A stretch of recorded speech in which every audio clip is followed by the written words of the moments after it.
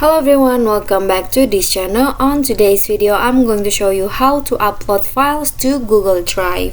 So on Google Drive, you can upload your own file or folder, and I'm going to show you how. So this, I've already opened my Google Drive on my browser and then to upload file, you just need to click on this new option here.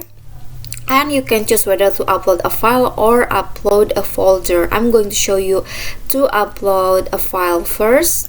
Click on file, upload, and then click on the file and click open. Okay, the uploading is processing, and as you can see, the upload has been complete.